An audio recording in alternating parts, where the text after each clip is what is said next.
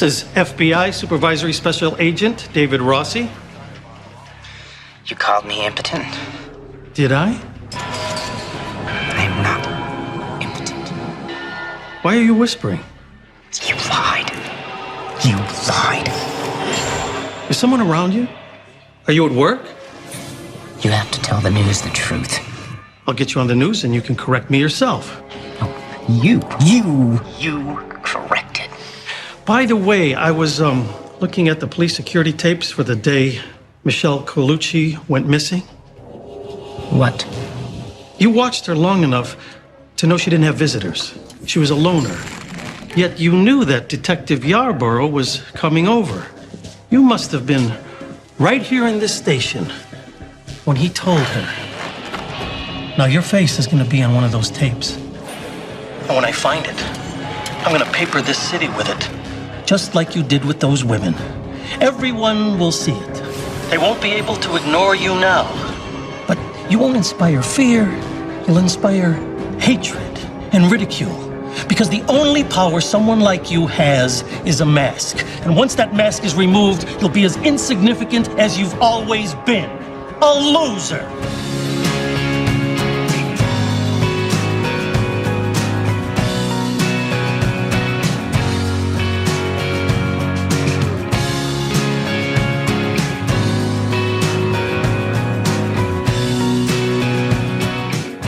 Hello, and welcome to Killer Casting. I'm Lisa Zambetti. I am a casting director in Los Angeles, California, probably best known for my work on CBS's long-running show, Criminal Minds. So if you know that show, that I cast victims and villains and everything in between.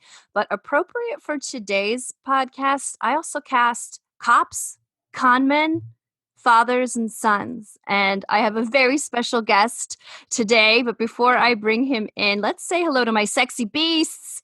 Brian, Dean, how are you? Good morning. Hello. Good morning indeed from down under. It's 0600, as Robin Williams said, oh my God, it's 0600 here in Melbourne, but very happy to be here. Hello, everybody. So before I introduce our mystery guest, Brian, Dean, how fucking excited are you to talk to this paisan? How excited? I'm going to try and temper my fanboy as much as I can. I am a long-standing Mamet guy. I have a couple of really good friends. When we lived in Chicago, we would often quote back and forth Glengarry Glen Ross. I might even do that a little bit this morning, as a matter of fact. But yeah, I'm super thrilled. But I'm tempering and just being as cool and chill as I possibly can be. So I don't want to embarrass the group, you understand, or my family for that matter. Okay, so I have a story which goes like this. And Brian and Lisa, I have not shared this with you, but this is a FACT fact. So I'm in the car and I'm on a group call with a couple of friends of mine on the phone. And somebody said something about blah, blah, blah, bastard. And apologies to our guests for this, by the way. Off the top of my head, I just did this little impression and I said, but all bastards are liars. Shakespeare said this. Okay.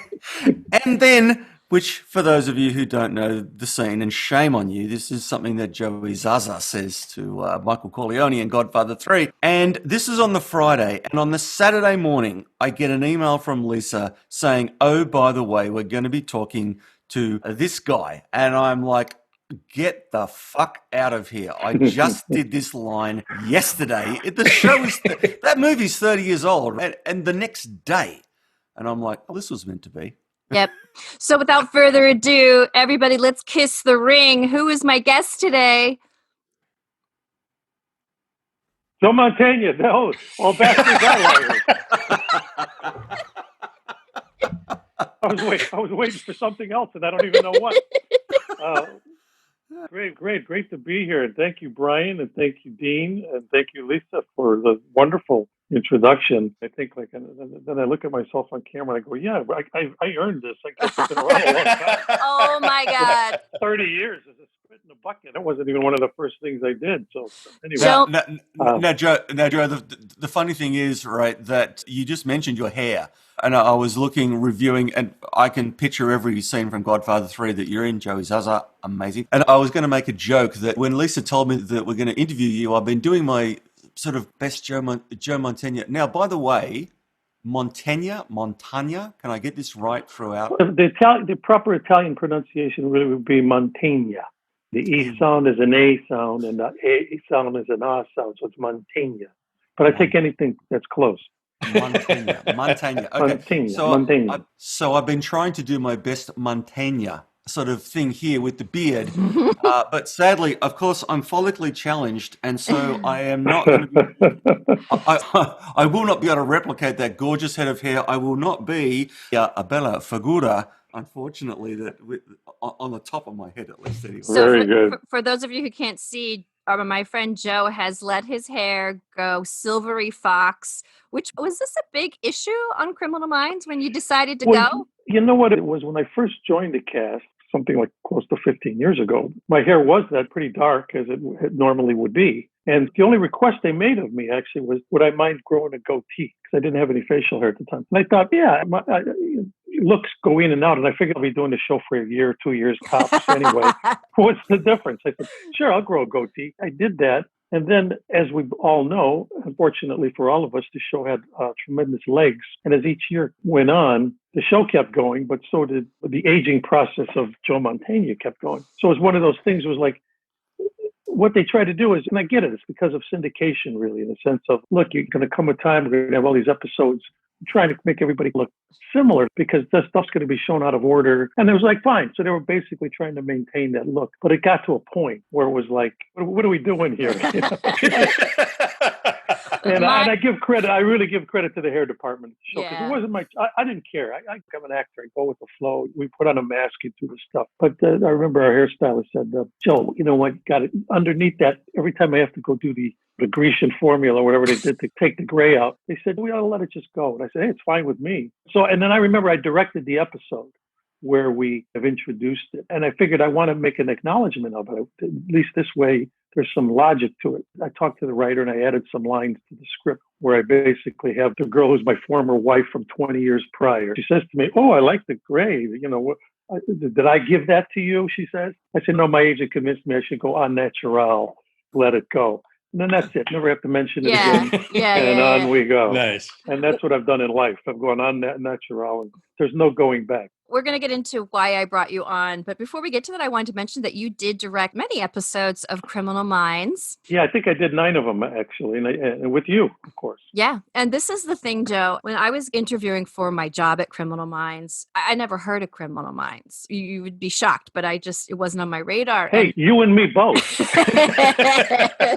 When they offered me the job, I didn't know about it. I really didn't. So when I was interviewing for it, the boss was, telling me about it. I'm like, I don't know who's Shamar, who's a Goobler. I don't know what any of this means. But when he said the 2 words, Joe Mantegna, I'm like, holy fuck. I'm a theater person. I was on Broadway. I acted on Broadway, off Broadway. That's my people. And when I heard your name, I was like, okay, I have to do the show. But I have to tell you, Joe, I was so painfully shy at that time. I could barely talk to you when we saw each other at craft services or at lunchtime. But then you started directing, and slowly I got the courage to say, well, do you really want to go with this actress? Because you might want to think. And everybody around me was like, what are you doing? How are you can't challenge Joe. You can't. I'm like, I understand him. I understand. You do. No, God bless you, did. God bless you. And I would love you even if you weren't Italian, Lisa. But honest to God, you are, and I've said this over and over again, and I feel this way, you are at the top of the game in that business. You are tremendous as a casting person. And there was nobody better that I've worked with, really nobody better. Oh my gosh. So you were so important to me in the casting of those 9 episodes. You steered me always in the right direction and made that job so much easier for me because casting is so important. It's at least 50% of the process as a director, if not more. Yeah. And so it's all about that. And so we connected, and I'm not just saying this just to, because I don't have to. At my age, I don't have to blow smoke up anybody's ass. No. So bottom line, you are really at the very top of your game. Oh my gosh. I'm very fortunate that happened. Thank you. And if you've ever seen Joe in the audition room with actors, there's no one more generous with actors because he fucking knows what they're going through having to come in front of us and audition. And he is just so kind, and they're so starstruck when they see you on the other side of the table. Sometimes they don't know that you're going to be the one directing. And that was just a remarkable experience. So there's this little show on Netflix that you may have heard of called Queen's Gambit. And I've watched it, and it's probably one of the most watched things they've ever had on Netflix. I was watching it and it's great. It's its own thing. It's wonderful. But as I'm watching it, I'm like, you know what this show is reminding me of is the OG film about child prodigy chess players. And it made me miss this movie that I saw you in, where I fell completely in love with you and with the film. And that was the movie Searching for Bobby Fischer. And Joe, can you just tell us about that movie and tell us about Queen's Gambit and what's been happening since that show has exploded across the zeitgeist? Yeah, first of all, I'll have to preface it by saying I've yet to watch Queen's Gambit, but I will, because I've heard so much about it, but I certainly have been made aware of it. And in fact, one of the people who made me aware of it, those people who are familiar with the movie Searching for Bobby Fischer, the role that Ben Kingsley played in the film, and the character's name is Bruce Pandolfini, and there is a real Bruce Pandolfini. This was a movie based on real people. And so the real Bruce Pandolfini and I have maintained a very close relationship over the years. You have to put Ben Kingsley out of your mind, because he's not the short British guy.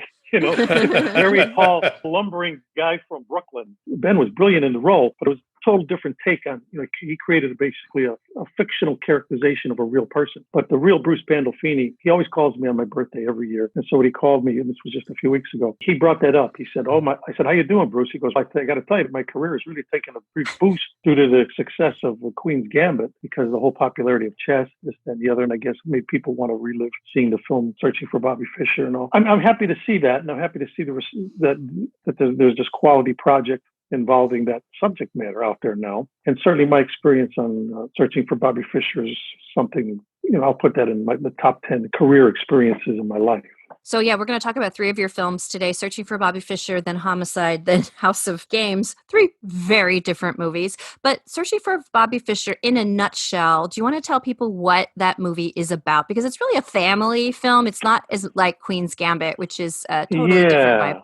Yeah. And it's also, I think some people might have, initially thought, oh, this is going to be a chess movie. I don't know if I want to see a movie about chess. Exactly.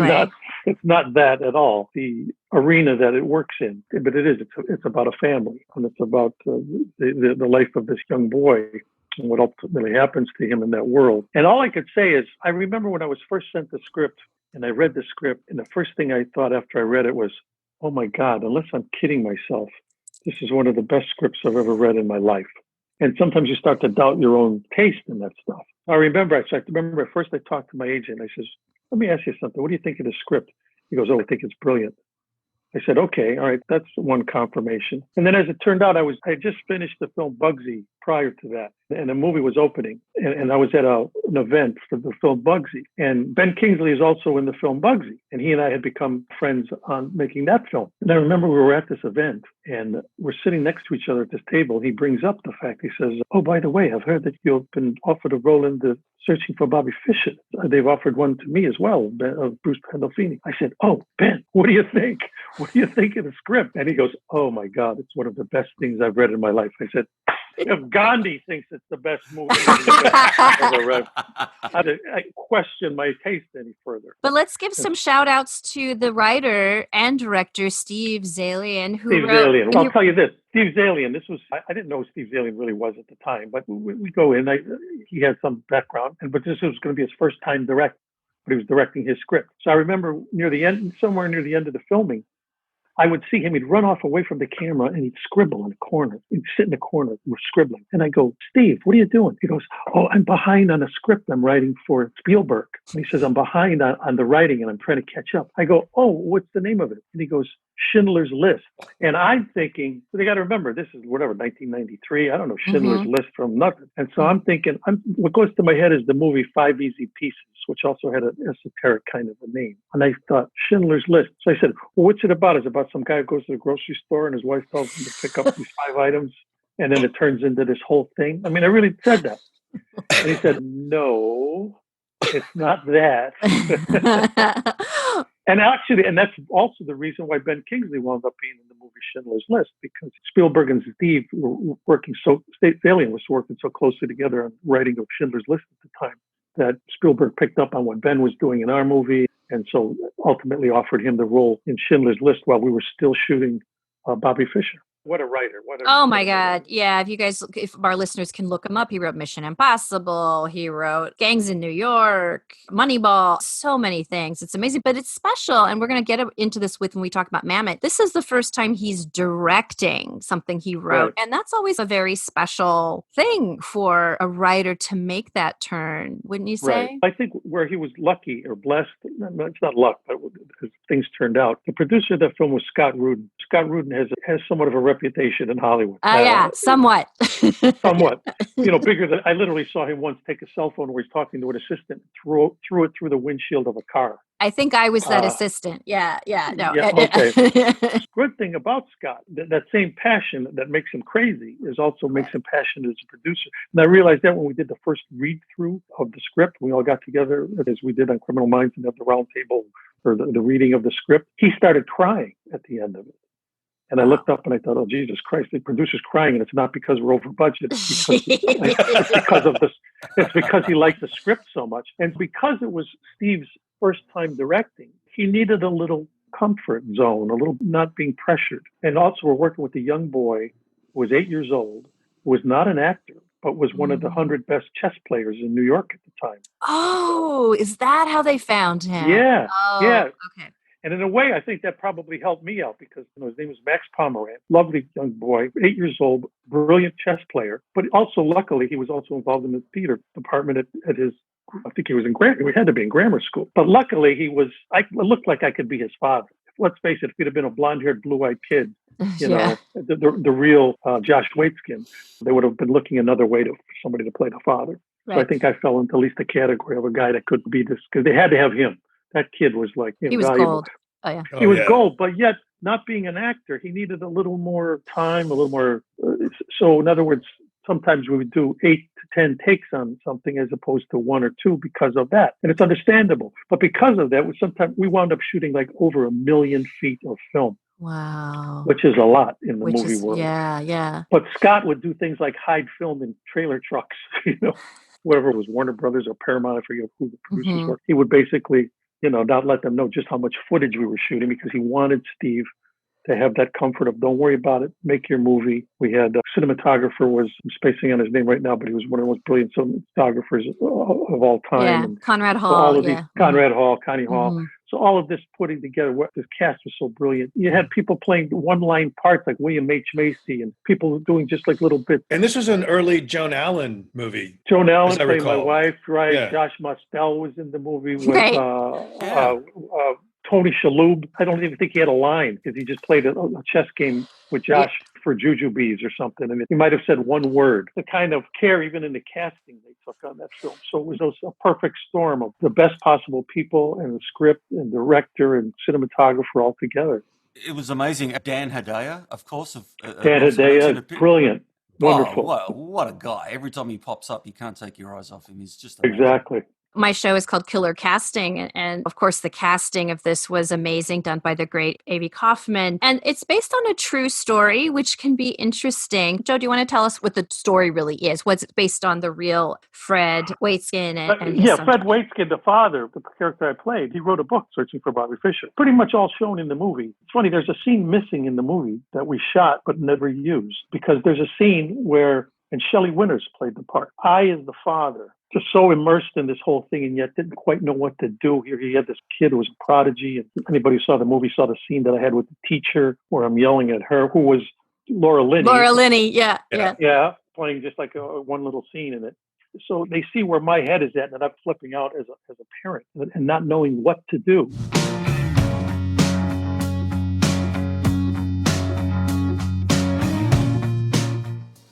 Mr. Waitzkin? Oh, hi, how you doing? Mr. Waitzkin, I'm sure he's very good at this chess thing, but that isn't really the issue. Chess thing? I'm sorry. Chess thing. I'm sure he's very good at it, but it worries me. If I could make an analogy. Chess thing. If it was like, say, I don't know, cards. Pinochle. Pinochle. For instance. Pinochle. I'm sorry, but your analogy is a very bad one. If you want to make a comparison to something, compare it to something that makes sense. Compare it to math or music or art, because otherwise it belittles him and it and me. No, I don't mean to belittle you at all. Oh, but you are. You are. Even in the way you're looking at me. Mr. Waiskin, I think perhaps You want to know how good he is? I'll tell you how good he is. He is better at this than I have ever been at anything in my life. He is better at this than you'll ever be at anything. Chess is what it's called. Not chess thing, chess.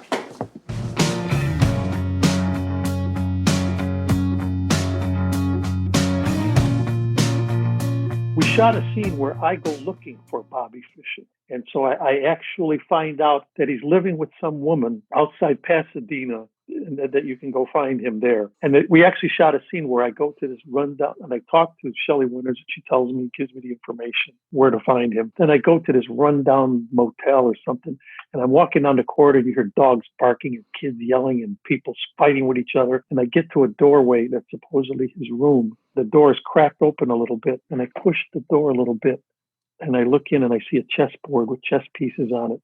He's not there. He's probably in the bathroom or something. But with all this going on, you get the realization that I come to the realization, what the fuck am I doing? Yeah. I'm coming to a person like this to get advice of how to raise my boy. And so it cuts to me going back to the house, making that realization in another way. But I come back to the house, basically have all his trophies and dump them in his room and say, these are yours. And that's when I make that kind of thing of, I'm not going to let you do this.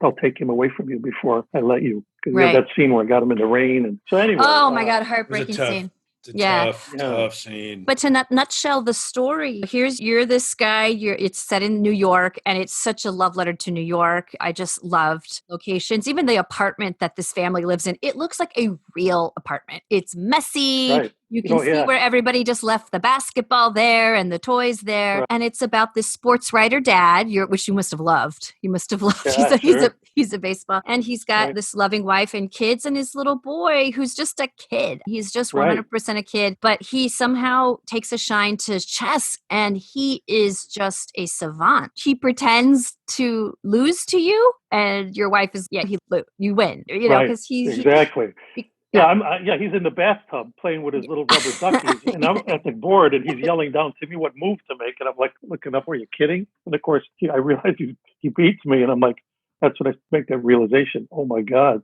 something going on here.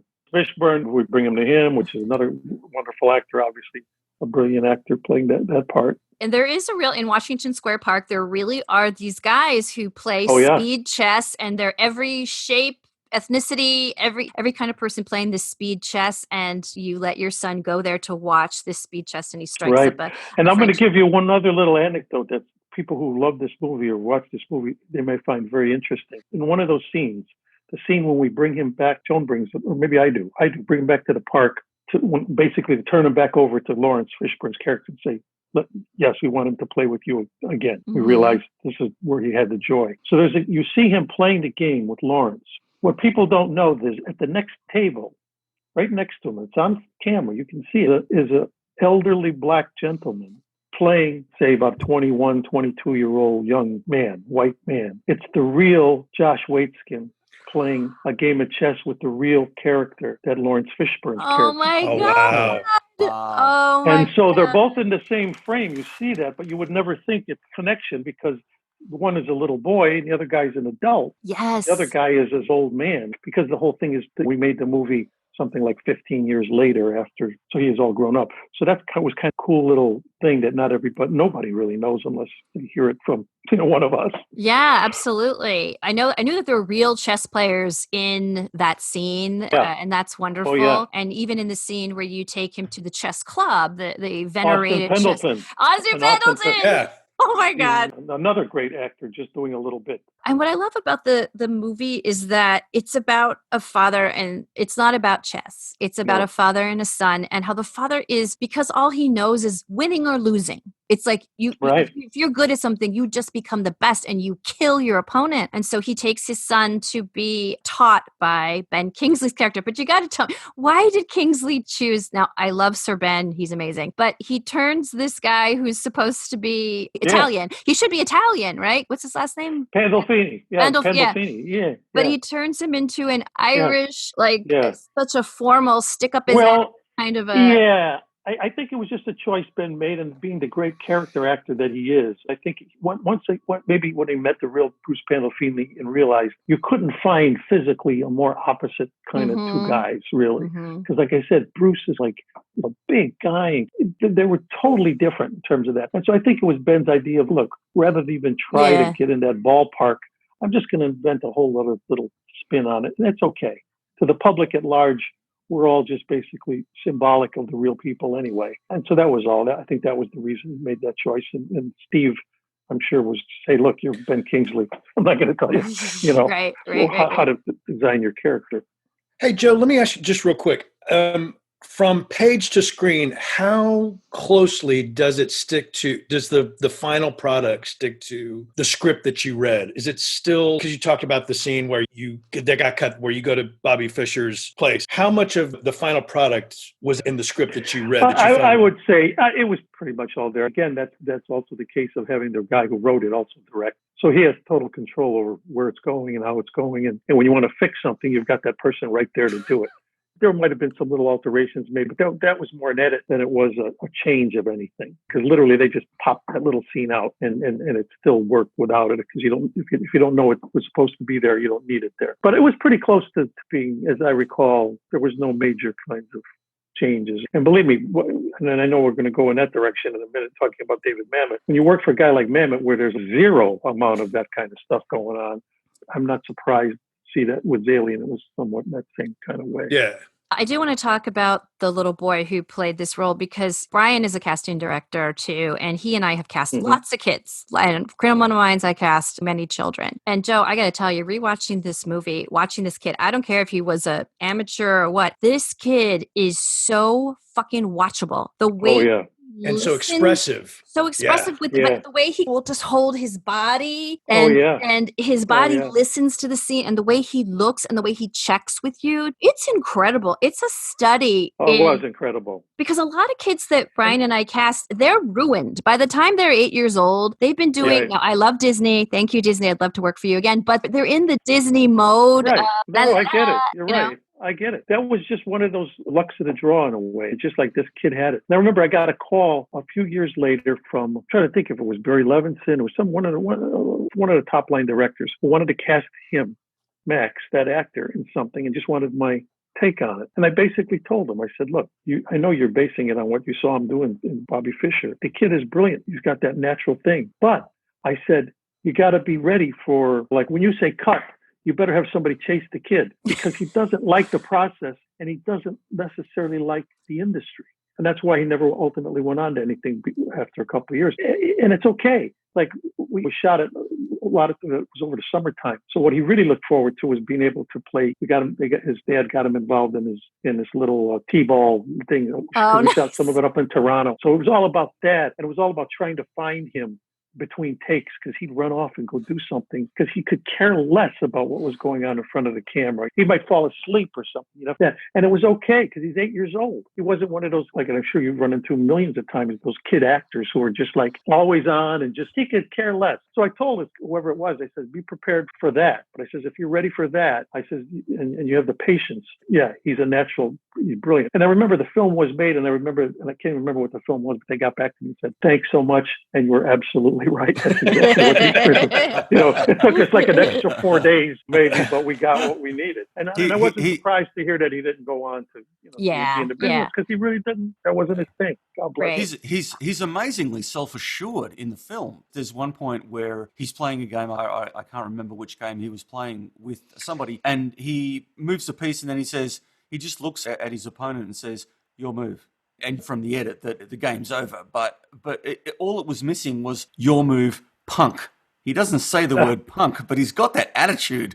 Just, wow, look out. Yeah, he knew when to get into the killer thing, that even at that little bit that he Exactly. needed Trick to or do. treat. Yeah.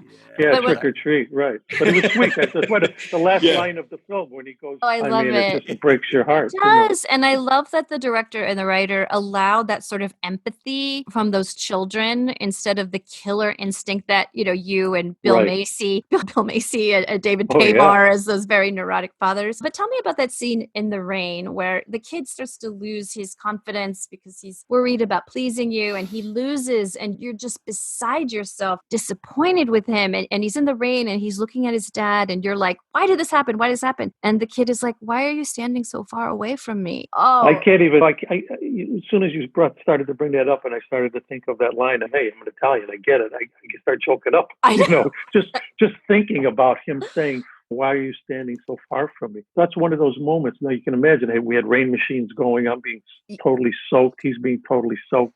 yeah. And knowing that I'm looking at this kid and having to say those lines. And at that time, I had my two daughters were just, when them both, they're in their 30s now, but Gia was only about, say, maybe 2.5 at the time. And Mia was like 5. So I was a father of little young daughters. And to see that little boy soaking wet, looking up at me saying, why are you staying so far from me? That was called needing zero acting talent to be able to just grab him and hold him.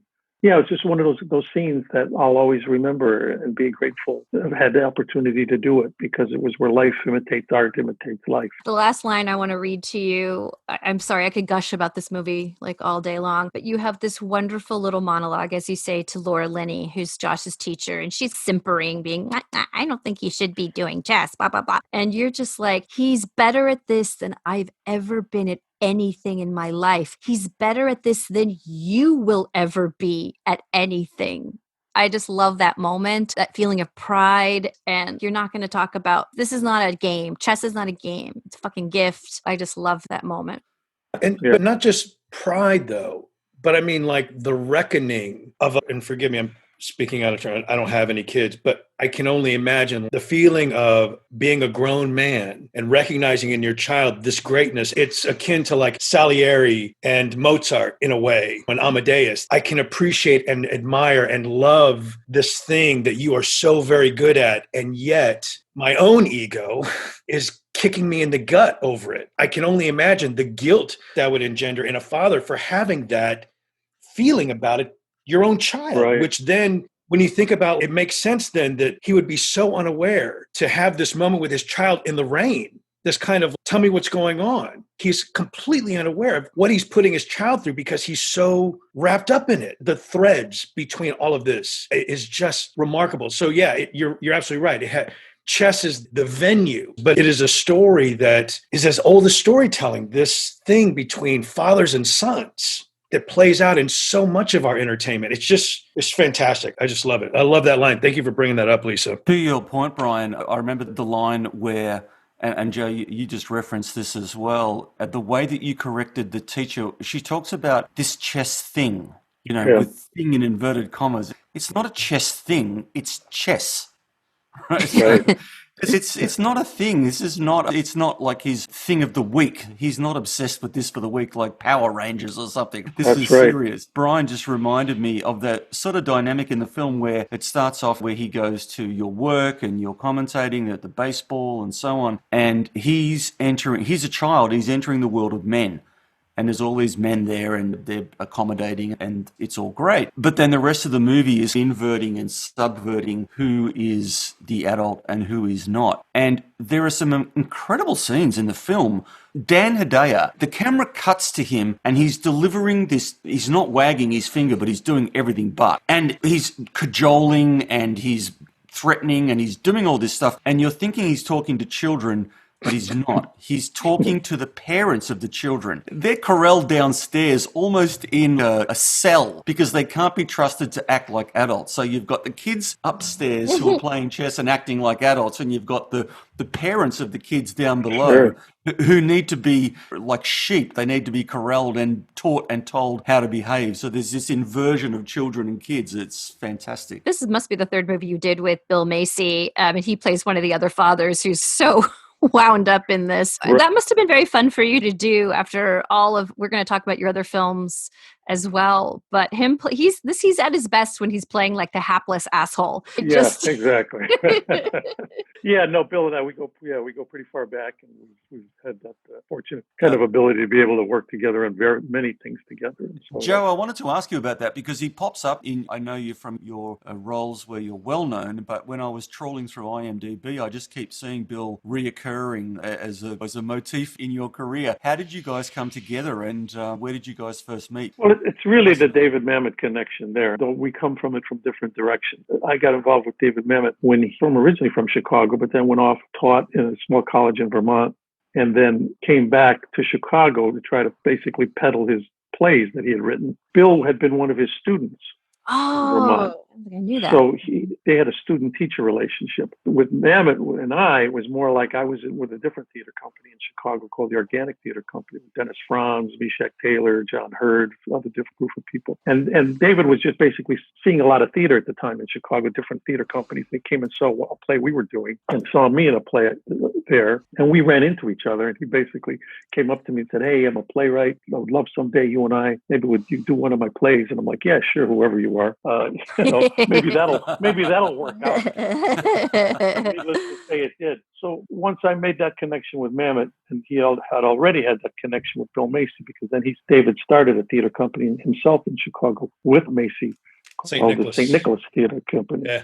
And so that was Bill Macy, and it was Stephen Schachter and a few other people. And so that's how that happened. So it was really through David that Bill and I got to know each other. And then we did a lot of things for David together. I mean, think movies like House of Games, Things Change, Homicide. You can go down the whole list. Everything I've almost done with Mamet, Macy was also in. Sorry, can I just ask, on that topic of theatre and Chicago, when I was looking and researching, getting ready for this, I couldn't see any connection between yourself and Gary Sinise. But right. Both famous Chicago theatre guys. Yeah. Did you connect, or was it like the Jets and the Sharks and they were the other? No, it was Chicago in the 70s we were all very tight with each other. Mainly because we knew we were in Chicago, which means we were there because we loved what we were doing, not because there was a means to the end. In other words, if you were an actor in New York, your means were to get on Broadway, off Broadway, to succeed in the business. Everybody else was kind of competition for that, for whatever reason. In Los Angeles, it was film and television, pursuing that. Chicago, at the time, there was no end game. You were doing theater because that's what you wanted to do. And so you knew you had your company, and there were other companies. So we were all pretty supportive of each other. We knew who each other were. We would see each other's things. But there wasn't a lot of crossover, only because a lot of us were in specific companies. And Gary was with Steppenwolf. I was with Organic. So there wasn't really any call for us to work collectively on anything. It wasn't until later we got to actually work together. But we always knew each other. We were always supportive of each other. Even when I was doing Glenn Ross on Broadway, I remember Steppenwolf came and they were doing Orphans, I think, off Broadway. And I remember they invited me to the opening night to be able to see Gary and all those. And I worked with Malkovich. I worked a couple of times with Joan Allen and Laurie Metcalf. I knew them all very well. So we didn't necessarily always have to be working together for us to be close and be in the same community. So this seems like a good organic time to pivot. I just want to remind our listeners, please go and you can watch Searching for Bobby Fischer on Amazon. And Amazon is great because when you're watching it, there's a feature called X-Ray. And if you look at it, it'll tell you all the behind the scenes things. It's like they have footnotes on what's going on in the movie. Please check that out because you will fall in love, as I did, with Joe in that role.